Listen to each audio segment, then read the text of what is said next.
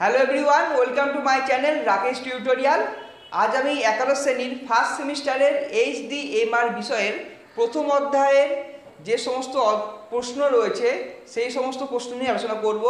ইতিপূর্বে আমার চ্যানেলে প্রথম, দ্বিতীয় এবং তৃতীয় অধ্যায়ের যে অনুশীলনী রয়েছে ইন্দ্রজিৎ পাবলিকেশন এবং পারুল প্রকাশনী বইয়ের, সেই সমস্ত অনুশীলনী নিয়ে আলোচনা করা হয়েছে এবং প্রথম অধ্যায়ের নিয়ে বিস্তারিত আলোচনা করা হয়েছে। আমি আজকের ভিডিওতে প্রথম অধ্যায় থেকে যে সমস্ত প্রশ্ন খুঁটিয়ে খুঁটিয়ে আসার সম্ভাবনা রয়েছে সেই সমস্ত প্রশ্ন নিয়ে আলোচনা করব। তোমরা যারা চ্যানেলে নতুন তারা অতি অবশ্যই সাবস্ক্রাইব করো, আর যারা চ্যানেলটিকে আগে থেকে সাবস্ক্রাইব করেছো তাদেরকে অসংখ্য ধন্যবাদ। তাহলে চলো শুরু করা যাক আজকের আলোচনা। আর যদি কোনো অসুবিধা হয় তাহলে কমেন্ট করে জানাও, আর বন্ধুদের মধ্যে প্রচুর পরিমাণে শেয়ার করো। মানব বিকাশের পরিচিতি, আর এখানে প্রথম পরিচ্ছেদ রয়েছে মানব বিকাশের ধারণা। ফার্স্ট কোশ্চেন দেখো, মানব বিকাশের আলোচিত বিষয় হলো, অ্যান্সার হবে মানুষের জীবনকালের নানা বিকাশ।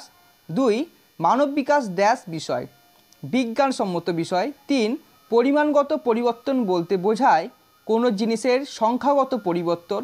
4, পরিমাণগত পরিবর্তনের উদাহরণ হলো ওজন, উচ্চতা। 5, গুণগত পরিবর্তন বলতে বোঝায় মানুষের গঠনগত বা কাঠামোগত পরিবর্তন। 6, গুণগত পরিবর্তনের উদাহরণ হলো মানুষের বুদ্ধির প্রকৃতি, ভাষার বিকাশ। 7, কার মতে বৃদ্ধি হলো প্রাণীর আয়তনগত পরিবর্তন, এলিজাবেথ হারলক। 8, বৃদ্ধির মূলে হলো কোষ বিভাজন। 9, বিকাশ হলো আয়তন ও গুণগত পরিবর্তনের সমন্বয়।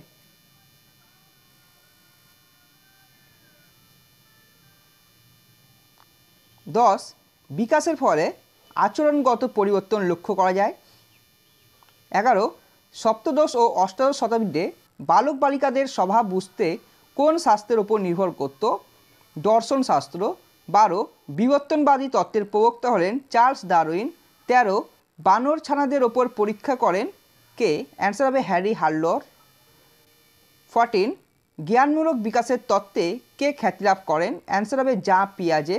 15, বিকাশ সংক্রান্ত মনোবিজ্ঞানের নাম পাল্টে কবে মানব বিকাশ বা হিউম্যান ডেভেলপমেন্ট হয়?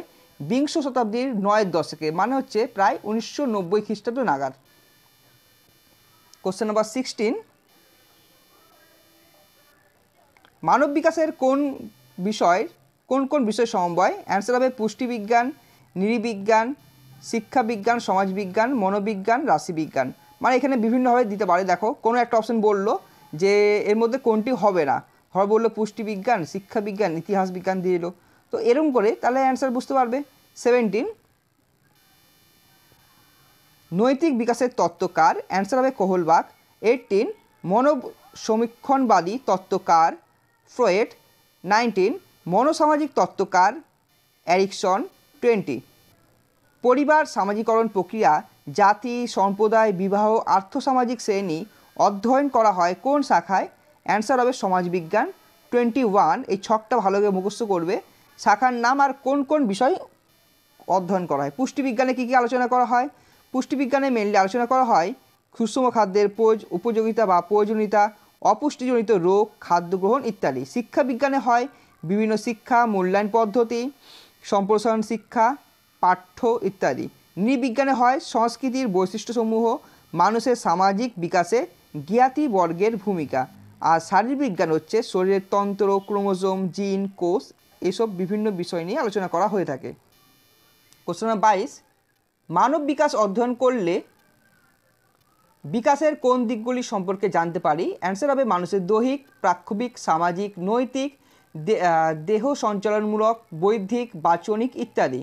23, শিক্ষা ব্যবস্থায় মানব বিকাশের দিক কোনগুলি? অ্যান্সার হবে পাঠ্যক্রম, পাঠ্যপুস্তক রচনা, পঠন পাঠনের পদ্ধতি নির্ণয়, মূল্যায়ন ব্যবস্থা ইত্যাদি। 24, কন্যাভ্রূণ হত্যা, শিশুশ্রম, বাল্যবিবাহ, পণপ্রথা ইত্যাদি কোন ধরনের সমস্যা?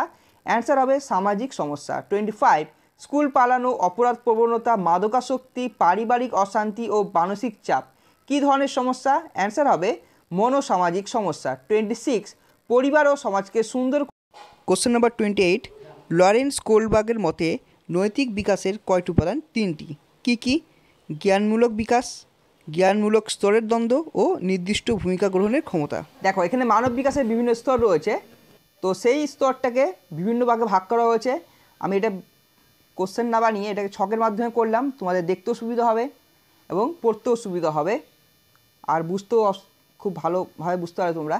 দেখো মানব বিকাশের স্তর প্রাক জন্ম স্তর আর হচ্ছে জন্ম পরবর্তী স্তর। প্রাক জন্ম স্তর মানে কি, যখন একটা বাচ্চা ভূমিষ্ঠ হয় তার আগের মুহূর্ত। একে দুভাগে ভাগ করা হয়েছে, প্রাণের সঞ্চার আর জন্মপূর্ব স্তর। একে আবার প্রাণের সঞ্চারের পরে একে জন্মপূর্ব স্তরকে তিনটি ভাগে ভাগ করা আছে। কি, প্রথম পর্যায়ে হচ্ছে ভ্রূণ উদ্গমের পর্যায় বা বলা হয় জার্মিনাল পিরিয়ড, যেটা হচ্ছে গর্ভাবস্থার প্রথম 10 থেকে 14 দিন।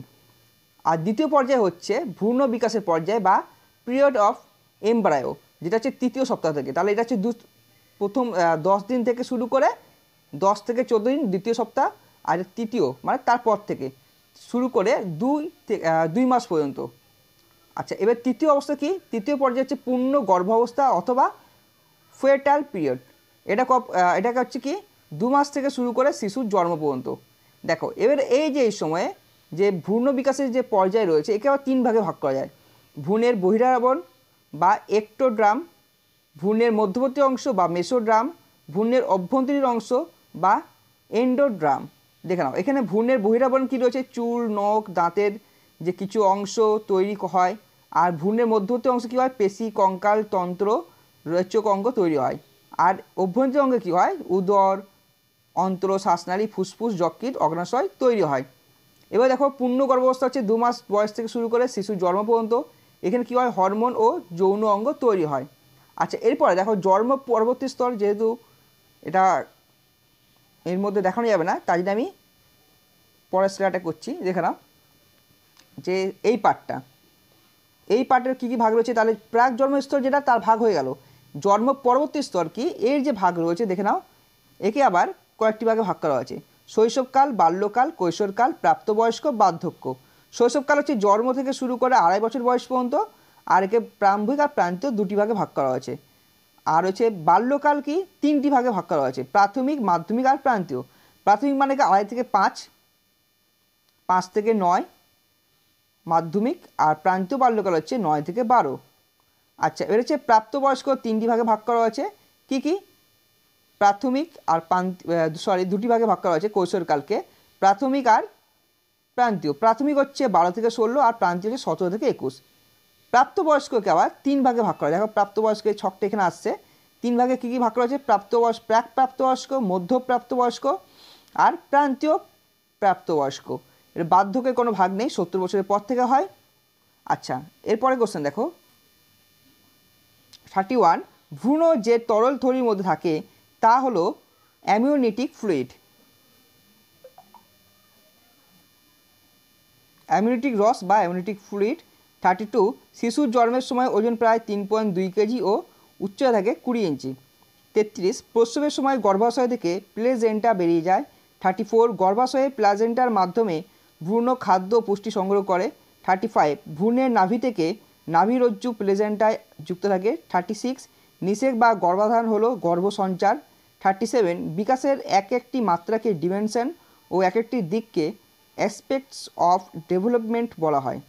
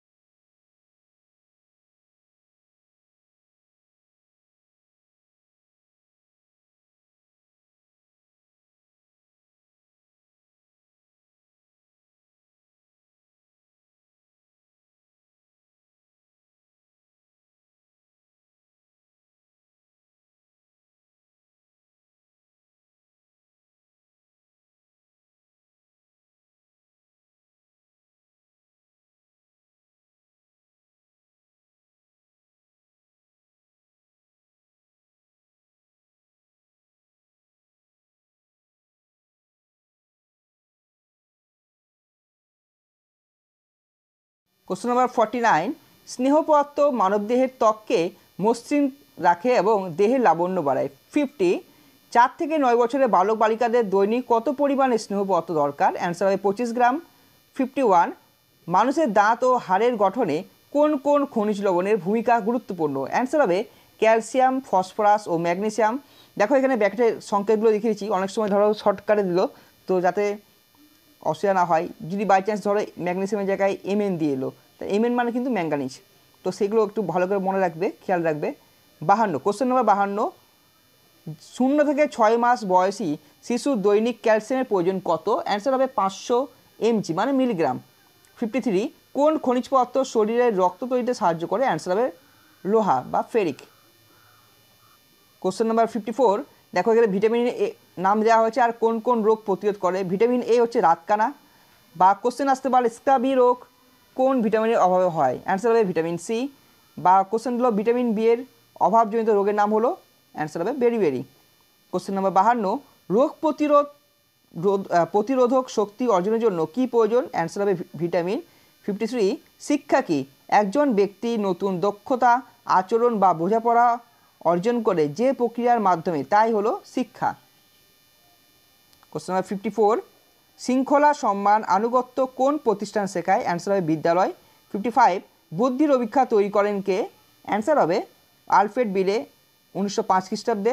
56, কোন প্রকৃতিবাদী তার পুত্রের বৃদ্ধি ও বিকাশ লিপিবদ্ধ করেন? Charles Darwin.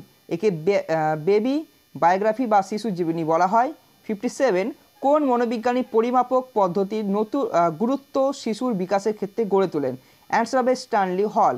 58, জীবনের মূল স্তম্ভ কি? অ্যান্সার হবে মানব বিকাশ।